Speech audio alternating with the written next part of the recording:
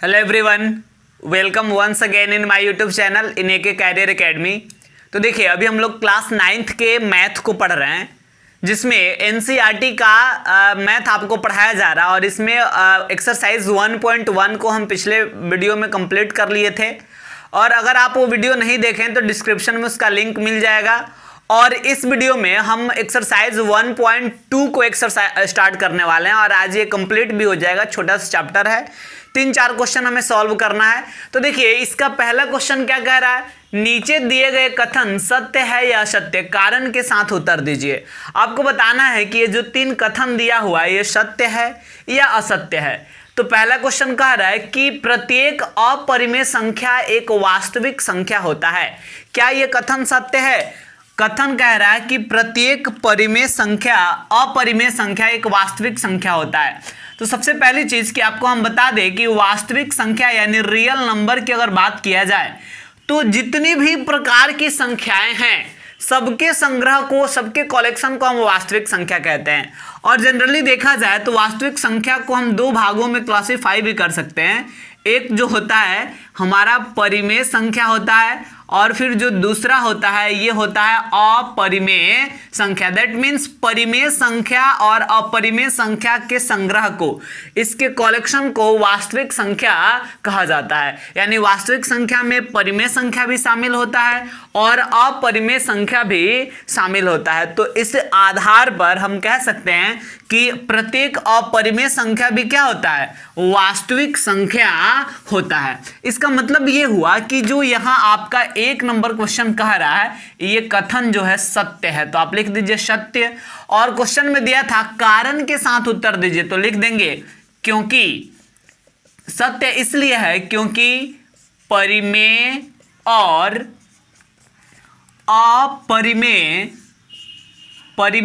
अपरिमेय संख्याओं के संग्रह को ही क्या कहते हैं, संग्रह को ही वास्तविक संख्या कहा जाता है। तो इसलिए प्रत्येक अपरिमेय संख्या को हम वास्तविक संख्या कह सकते हैं। ठीक है, अब इसके बाद आते हैं सेकंड 2 नंबर क्वेश्चन। देखिए क्या कह रहा है, संख्या रेखा पर का प्रत्येक बिंदु √m के रूप का होता है जहां m कोई प्राकृत संख्या है। आप इसको समझेंगे, संख्या रेखा मान लीजिए कि ये हो गया, तो यहां पर आपको पता है बीच में 0 होता है और इधर पॉजिटिव इंटीजर और इधर निगेटिव इंटीजर लिखते हैं।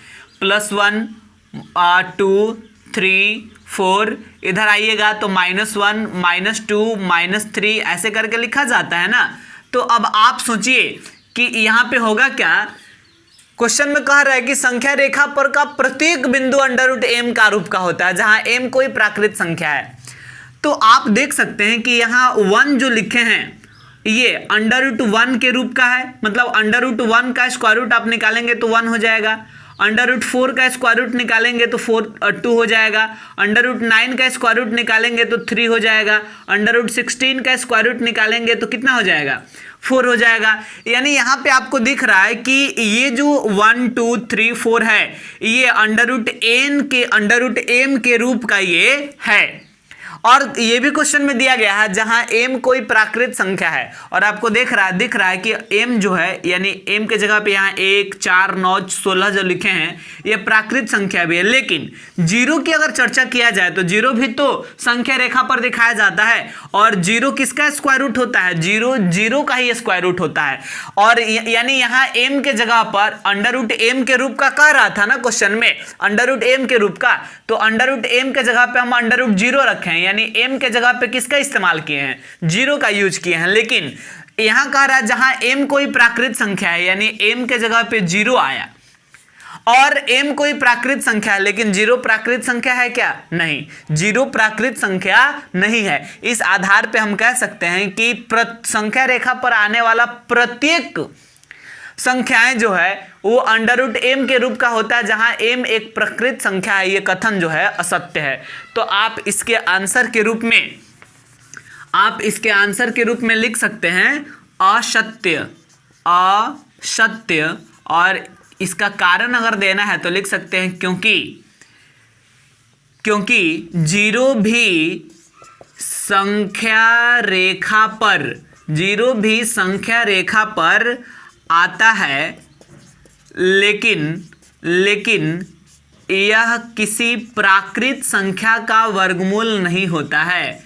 यह किसी प्राकृत संख्या का वर्गमूल नहीं होता है।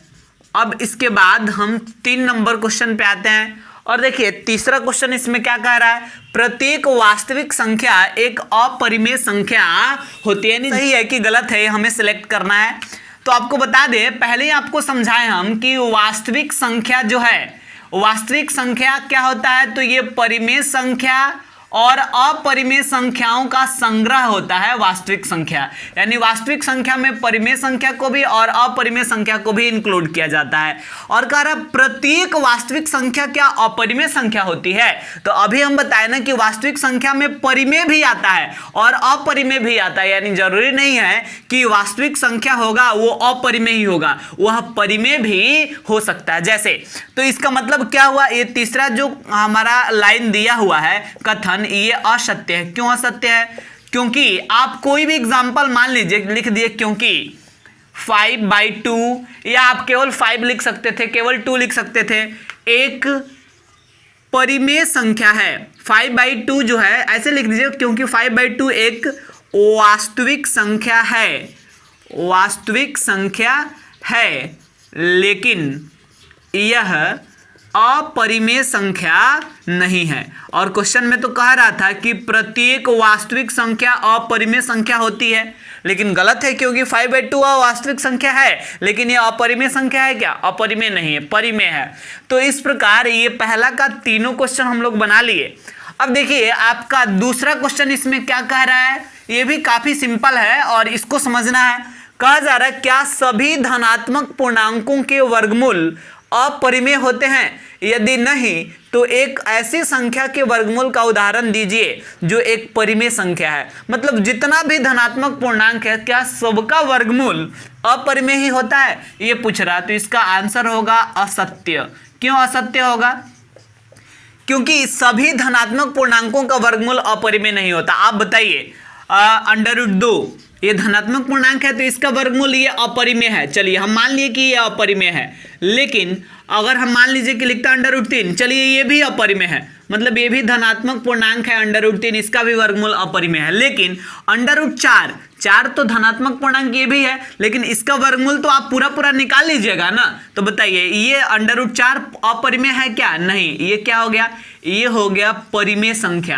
दैट मीन्स सभी धनात्मक पूर्णांकों का वर्गमूल अपरिमेय नहीं होता है, ये गलत है कथन। यानी मतलब किसी धनात्मक पूर्णांक का वर्गमूल परिमेय भी हो सकता है। तो हम लिखेंगे असत्य, क्योंकि कुछ ऐसे धनात्मक पूर्णांक भी है, क्योंकि कुछ ऐसे धनात्मक पूर्णांक भी है जिसका वर्गमूल क्या होता है, जिसका वर्गमूल परिमेय संख्या होता है। और क्वेश्चन में कह रहा था उदाहरण लिखने के लिए, तो आप बहुत सारा उदाहरण भी लिख सकते हैं, जैसे √4, √9, √16, ये सारे ऐसे धनात्मक पूर्णांक है जिसका वर्गमूल परिमेय संख्या होता है, यानी पूरा निकल जाता है। अब इसके बाद 3 नंबर क्वेश्चन पर आइए, और ये थोड़ा सा समझने वाला क्वेश्चन है और मजेदार क्वेश्चन है। तो देखिए यहाँ पे कहा जा रहा है कि दिखाइए कि संख्या रेखा पर √5 को कैसे निरूपित किया जा सकता है। और आपको समझना होगा इस क्वेश्चन को बढ़िया से। तो आप ध्यान देंगे, अगर संख्या रेखा पर केवल 5 को दिखाना होता तो बड़ा आसान रहता, आसानी से संख्या रेखा खींचते, ये 0 हो गया, और इधर आप देखेंगे तो पॉजिटिव इंटीजर होता 1 2 3 4 5, और ये अगर केवल 5 को दिखाना रहता तो आप यहाँ पे एक पॉइंट देते, ज़्यादा से ज़्यादा मन करता तो यहाँ ए लिखते और लिख देते कि बिंदु ए जो है संख्या रेखा पर 5 को निरूपित करता है। 5 को हम दिखा दिए कि यहाँ पे बिंदु 5 है, लेकिन संख्या रेखा पे हमें √5 को दिखाना है, तब हम कैसे बनाएंगे, इस चीज़ को हम आपको समझा रहे हैं। और आप बढ़िया से समझेंगे, पूरा क्लियर होगा, आसान लगेगा आपको, अच्छा से समझते हैं तो देखिए तीसरा क्वेश्चन है, आपको सबसे पहले एक प्रमेय पढ़ना है, समझना है, जिसका नाम है पाइथागोरस प्रमेय। और अगर आप ये समझ लेते हैं तो कोई दिक्कत नहीं होगा इसको बनाने में। पाइथागोरस प्रमेय कहता क्या है? पाइथागोरस प्रमेय कहता है कि कोई समकोण त्रिभुज की अगर बात किया जाए, मतलब कोई भी समकोण त्रिभुज जो होता है इसमें कर्ण का वर्ग शेष दो भुजाओं के वर्गों के योगफल के बराबर होता है। यानी जैसे मान लीजिए कि ये समकोण त्रिभुज है, तो यहाँ समकोण त्रिभुज का मतलब जिसका एक कोण 90 डिग्री का हो, और मान लीजिए कि यहाँ 90 डिग्री का एंगल बना है, तो इसमें होगा क्या कि ये जो सीधा लाइन आपको दिख रहा है, जो वर्टिकल खड़ा है, इसको हम कहते हैं लंब। और जो नीचे वाला ऑरिजेंटल लाइन आपको दिख रहा है जहां पे 90 डिग्री का एंगल बना है, ये हो जाएगा क्या? आधार। और ये लंब और आधार के बाद जो तीसरी भुजा बच रहा है, यही क्या है? कर्ण है। कर्ण जो 90 डिग्री के सामने वाला भुजा होता है उसको कहते हैं। अब यहां पाइथागोरस प्रमेय कहता है कि जो कर्ण है, कर्ण का स्क्वायर ये लंब और आधार के स्क्वायर के बराबर होता है। लंब का स्क्वायर प्लस आधार का स्क्वायर, और इसको जोड़ेंगे तो इसके योगफल के बराबर होता है कर्ण का स्क्वायर। यह है पाइथागोरस प्रमेय, और यह समकोण त्रिभुज में ही केवल अप्लीकेबल होता है। यानी ऐसा तब होगा जब यह 90 डिग्री का एंगल बनेगा। अब हम आपको बता दें, अगर इसी आधार पे हम आगे बढ़े तो आप सोचिए, अगर हम लंब को, आपको ध्यान से समझना है यहां पे, अगर हम लंब को मान ले 1 यूनिट, आधार को मान ले 2 यूनिट, तो 1 का स्क्वायर, आधार 2 माने हैं तो 2 का स्क्वायर, तो कितना हो गया? 1 का स्क्वायर 1 और 2 का स्क्वायर 4, तो 1 और 4 कितना हो गया? 5 हो गया। और कर्ण पर से, अगर कर्ण पर देखिए, यहाँ कर्ण के ऊपर भी तो स्क्वायर है, और कर्ण के ऊपर से अगर स्क्वायर आप हटाते हैं तो इधर क्या हो जाएगा? इधर रूट हो जाएगा। यानी कर्ण बराबर हो गया √5। कहने का मतलब जब लंब को 1 माने, आधार को 2 माने, तो कर्ण कितना हो गया? कर्ण हो गया √5। दैट मीन्स हम त्रिभुज का फिगर इस प्रकार से ड्रॉ कर सकते हैं। यहाँ पे हो गया ABC, ये आधार को आप 2 माने हैं, लंब को आप 1 माने हैं, तो आपका कर्ण कितना हो गया है? √5 इतना हो गया है। आए समझ में? अब आपको संख्या रेखा पर इस √5 को शो करना, देखिए कितना आसान है। आप आराम से एक संख्या रेखा पहले ड्रॉ कीजिए, और ये संख्या रेखा जो है यहाँ पे आप लिख दीजिए। मान लीजिए कि ये आपका 0 हो गया, इधर आइए तो 1 2 3 ऐसे करके बराबर बराबर डिस्टेंस पे दिया जाता है। आप स्केल की सहायता से या प्रकाल जो होता है उसकी सहायता से प्रकाल में पेंसिल लगा के यहाँ पे प्रकाल के नोक को रखकर एक बार काटिए, फिर यहाँ रख के एक बार काटिए, मतलब बराबर बराबर डिस्टेंस पे आपको 1 2 3 ऐसे रखना है। अब आपको क्या करना है कि यहाँ पे आधार कितना बनाना था? आधार 2 बनाना था, यानी यहाँ से लेकर यहाँ तक, ये हो गया त्रिभुज का एक भुजा, ठीक है। और लंब था 1 सेंटीमीटर का, 1 का। तो देखिए यहाँ मतलब ये जितना यूनिट आप आगे बढ़ाए हैं, यहाँ पे सबसे पहले आप 90 डिग्री का एंगल बनाएंगे। आपको 90 डिग्री का एंगल बनाने आता ही होगा। 90 डिग्री का एंगल बनाकर और यहाँ पे सीधा लाइन जो है खींच लेंगे। और कितना लंबा आपको खींचना है, तो ये देखिए जितना डिस्टेंस यहाँ पे आप छोड़ रहे हैं, जितना जितना डिस्टेंस दे रहे थे यहाँ से लेकर यहाँ तक 1 यूनिट है ना, तो इतना ही मतलब लंबाई जो है यहाँ पे आपको छोड़ देना है। ये जितना लंबा है उतना ही लंबा, तो ये आपका 1 यूनिट का ये हो जाएगा। तो यहाँ से मतलब ये आधार जो है हो गया 2 यूनिट का, और आपका लंब हो गया कितना? 1 यूनिट का। तो जाहिर सी बात है जब लंब 1 यूनिट का हो गया, आधार 2 यूनिट का हो गया, तो ये जो कर्ण खींचिएगा, कर्ण कितना का हो जाएगा? कर्ण हो जाएगा √5 यूनिट का, ठीक है।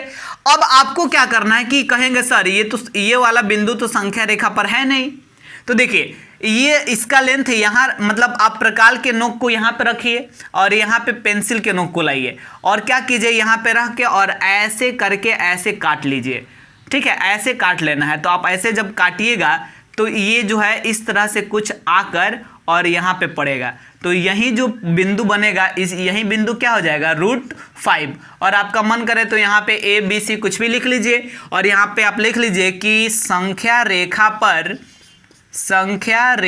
पर बिंदु A √5 को सूचित करता है या √5 को ये निरूपित करता है, आप ऐसे लिख सकते हैं। आप खुद से सोचिए, जैसे वॉच होता है घड़ी, तो घड़ी में ये जो सुई होता है सुई यहाँ पे है तो उसका लंबाई उतना ही है, और ऐसे एकदम घूमेगा यहाँ पे आएगा तो उसका लंबाई उतना ही रहेगा। ठीक वैसे ही ये मान लीजिए कि घड़ी का सुई ही है, तो सुई है तो यहाँ तक है तो उतना ही है, फिर घूमते हुए यहाँ पे आएगा तो इसका लेंथ भी उतना ही होगा। तो जब यहाँ से लेकर यहाँ तक √5 है तो यही ना घूम के यहाँ पे आया है, तो यहाँ से लेकर यहाँ तक भी क्या होगा, √5 ही होगा। तो इसलिए ये लेंथ √5 का हो गया, इसलिए ये बिंदु जो है √5 को निरूपित करता है। आपको इस प्रकार ये बना लेना था। तो उम्मीद करते हैं कि आपको आज का सारा क्वेश्चन समझ में आया होगा। आज हम लोग एक्सरसाइज 1.2 को कंप्लीट कर लिए, और इसमें एक जो चौथा क्वेश्चन है वो क्लास में डिस्कस करने वाला है, आप उसको छोड़ सकते हैं। इसके बाद जो हम नेक्स्ट एक्सरसाइज स्टार्ट करेंगे अगले वीडियो में, एक्सरसाइज 1.3।